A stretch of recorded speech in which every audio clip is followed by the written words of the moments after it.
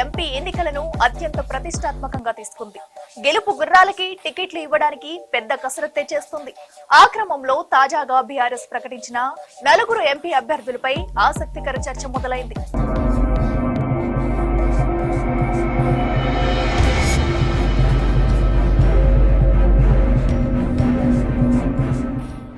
త్వరలో లోక్సభ ఎన్నికల నోటిఫికేషన్ వెలువడనున్న తరుణంలో గులాబీ బాస్ తీసుకున్న నిర్ణయం ఇప్పుడు ఆసక్తికరంగా మారింది. 4 పార్లమెంట్ నియోజకవర్గాలకు అభ్యర్థుల్ని ఖరారు చేస్తూ మాజీ ముఖ్యమంత్రి తాజాగా నిర్ణయం తీసుకున్నారు.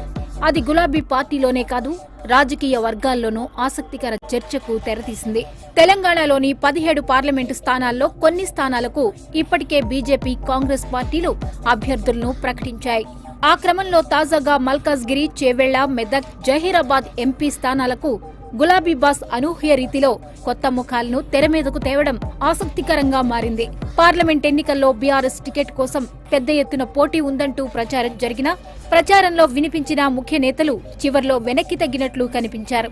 కాంగ్రెస్, బీజేపీల ఆపరేషన్ ఆకర్ష్ల ప్రయోగం ఆ 2 పార్టీలు కేంద్రం, రాష్ట్రంలో అధికారంలో ఉండడంతో బీఆర్ఎస్ సిట్టింగులే వలసబాట పడుతున్నారు.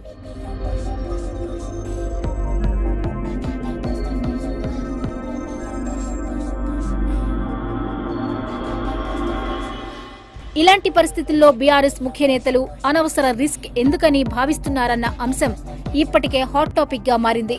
దాంతో డ్యామేజ్ కంట్రోల్లో భాగంగా కీలకమైన 4 స్థానాలకు సంబంధించి బీఆర్ఎస్ అభ్యర్థుల ప్రకటన వెంటనే విడుదల కావడం ఆసక్తికరంగా మారింది. టికెట్ రేసులో పెద్దగా వినిపించని పేర్లను క్యాండిడేట్లుగా ప్రకటించి కేసీఆర్ సర్ప్రైజ్ ఇచ్చారంటున్నారు.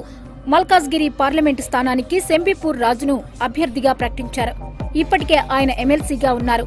చిన్న కార్యకర్తగా మొదలైన ఆయనకు మాజీ మంత్రి కేటీఆర్ కు అత్యంత సన్నిహితుడిగా పేరుంది. చేవెళ్ల ఎంపీ స్థానానికి పలు పేర్లు వినిపించినా చివరకు కాసాని జ్ఞానేశ్వర్ కు టికెట్ కేటాయిస్తూ నిర్ణయం తీసుకున్నారు.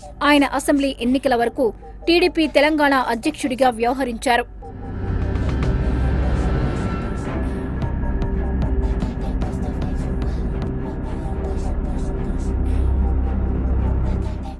మెదక్ ఎంపీ స్థానానికి ఒంటేరు ప్రతాప్ రెడ్డి, జహీరాబాద్ కు గాలి అనిల్ కుమార్ ను ఓకే చేయడం ఇప్పుడు హాట్ టాపిక్ గా మారింది. గాలి అనిల్ కాంగ్రెస్ పీసీసీ అధ్యక్షుడిగా ఉంటూ ఆ పార్టీ నుంచి ఆదేశించిన ఎమ్మెల్యే టికెట్ దక్కలేదని అసెంబ్లీ ఎన్నికల ముందు తిరిగి బీఆర్ఎస్ లోకి వచ్చారు.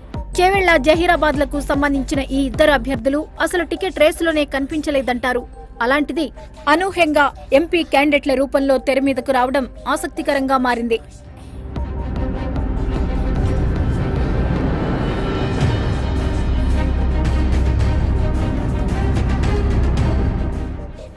మొదట్లో అనుకున్న అభ్యర్థులు ఎవరికి వారు గులాబీ బాస్ కు హ్యాండ్ ఇవ్వటం, ఆ ప్రచారం పార్టీకి భారీ నష్టాన్ని చేకూరుస్తుందన్న ఉద్దేశంతోనే అభ్యర్థులను హడావిడిగా ప్రకటించారన్న అభిప్రాయం వ్యక్తమవుతోంది.